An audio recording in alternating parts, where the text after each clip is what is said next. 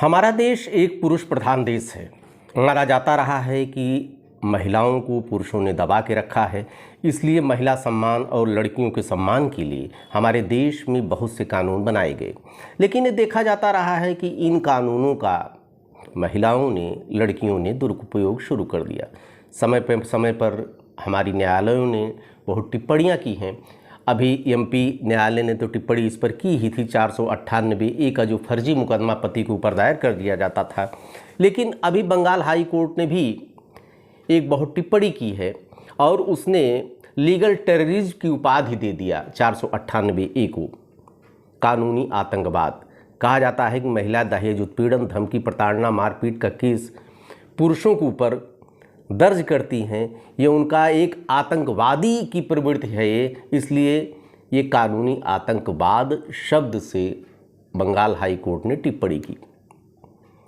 मित्रों, महिलाओं के लिए तो महिला थाना, महिला हेल्पलाइन, महिला आयोग, समय समय पर और भी कोर्टें उनके लिए बनाई जाती हैं, लेकिन पुरुषों के लिए कुछ नहीं। पुरुष बेचारा जाए तो कहाँ जाए।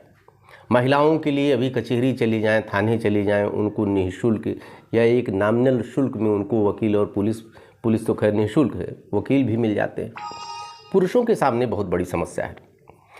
लेकिन अभी बरेली सत्र न्यायालय ने अभी कल ही मुकदमे की सुनवाई करते हुए एक ऐसा फैसला दिया कि जो एक ऐतिहासिक हो गया। उसमें लड़की को, जिसने लड़के के ऊपर फर्जी मुकदमा दर्ज किया था, जितना दिन तक लड़का जेल काटा था उतना दिन तक लड़की को जेल तो किया ही, और साथ में जितना दिन वो लड़का कमाता, जितना उसका आर्थिक नुकसान हुआ, वो अर्थदंड भी लादा। नमस्कार मित्रों, अयोध्या दर्पण में आपका स्वागत है।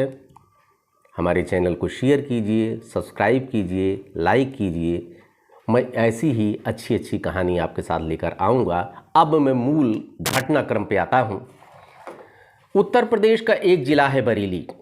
बरेली में एक थाना लगता है बारादरी। 2 सितंबर 2019 को एक विधवा महिला दुर्गापुर निवासी थाने में जाती है और कहती है कि महोदय, हमारी छोटी बच्ची 15 वर्ष की जो थी, उसको विजय नाम का एक लड़का बहला फुसलाकर भगा ले गया है। चूँकि विजय मेरी बड़ी लड़की के साथ काम करता था, मेरी बड़ी लड़की झांकी में काम करती थी और विजय उसके साथ रहता था, आता जाता था, इसलिए मेरे घर भी आता जाता रहता था।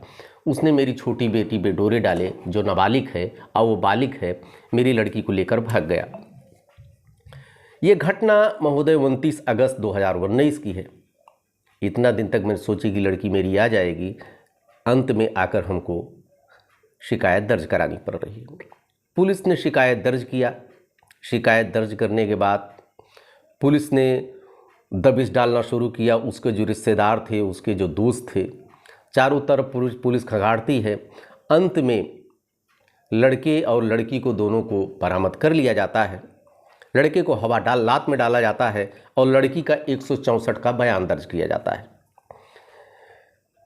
अभी तो धारा जो लगी थी वो अपहरण की, यानी कि 363 की ही लगी थी। 164 का जो बयान होता है लड़की का, तो लड़की अपने बयान में कहती है कि लड़का हमको दिल्ली लेकर गया, वहाँ पर नशीली दवाएं खिलाने के बाद हमारे साथ रेप किया, हमारे साथ इसने मारपीट की, और ये सिलसिला एक दिन ही नहीं, ये बार बार ऐसा करता रहा मेरे साथ। पुलिस ने गंभीरता से लिया।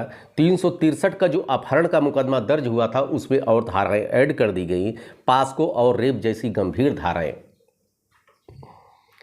लड़के को जेल हो जाती है और लड़की मां के सुपुर्द कर दी जाती है। मुकदमा शुरू होता है, ट्रायल चलता रहता है। लड़की 15 साल से थोड़ी बड़ी होती है, जैसे 18 साल पूरा होता है, उसकी लड़की की माँ उसको शादी कर देती है कहीं पे। लेकिन उसको मुकदमे के लिए तो आना ही पड़ता था बरेली कोर्ट में। बरेली कोर्ट में अपने पति के साथ आती थी और फरवरी 2024 को अदालत में जब सुनवाई हुई तो उसमें लड़की का फिर बयान दर्ज हुआ, उसकी गवाही ली गई। लड़की अपने बयान से मुकर गई। वो कही कि मैं अपनी पसंद से उसके साथ गई थी अपनी खुशी मन से गई थी, मैं उसको प्यार करने लगी थी लड़के को। लड़के ने हमारे साथ न कोई रेप किया, न कोई अपहरण किया, मैं अपनी मर्जी से गई हूँ। अपर सेशन जज 14 ज्ञानेंद्र त्रिपाठी भी भौचक्के रह जाते हैं। वो कहते हैं तुम्हें पता है 164 का जो बयान तुमने दिया है, अदालत का फालतू वक्त अपना बर्बाद किया आपने। लड़की अपने बयान पर कायम रहती है, अदालत भी क्या करे, लड़के को सज़ा हो गई थी। इतना अन्याय, मतलब कि लड़के को सज़ा तो नहीं हुई थी, लड़का उस समय 4 साल 6 महीना 22 दिन जेल में था। इतना दिन बीत चुका था, इतने दिन बाद लड़की ने अपने बयान से मुकर गई और वो कह रही है कि मेरे साथ कुछ हुआ ही नहीं। अदालत को भी गुस्सा आता है। जज ज्ञानेंद्र त्रिपाठी ने भी एक ऐसा फैसला सुनाया मित्रों कि जो कि एक नज़ीर बन गया। आने वाले समय में लड़कों के ऊपर फर्जी मुकदमे जो भी लड़की ला देगी उसको ऐसे ही भुगतना पड़ेगा। वो सज़ा क्या, मतलब कि जज साहब ने बड़ी इस केस को संजीदा से लेते हुए उन्होंने उस लड़की को उल्टे जितना दिन वो लड़का जेल में रहा था, 4 वर्ष 6 महीना 8 दिन, यानी कि 1653 दिन लड़की को अब जेल में रहना पड़ेगा। और उसके साथ ही साथ लड़का इतने देर में जो अर्थोपार्जन करता बेचारा उस तहस नहस उसका हो गया, 4 पैसा वो कमाता, इसको मानसिक इतनी पीड़ा हुई, उसका 5,88,822 रुपये जो कमाता वो लड़की को अर्थदंड दिया गया। लड़की को लड़के को देना पड़ेगा 5,88,822 रुपया। अगर लड़की अदा नहीं करती है तो 6 महीने की और लड़की को सज़ा होगी। मित्रों, ये एक ऐतिहासिक फैसला है। लड़के को लड़की के ऊपर 195 आईपीसी के तहत परिवाद दायर कर दिया जाता है, लड़की को जेल भेज दिया जाता है। लेकिन ऐसे कोर्टें अगर न हों तो हमारे पुरुषों को सुनने वाला कोई नहीं है।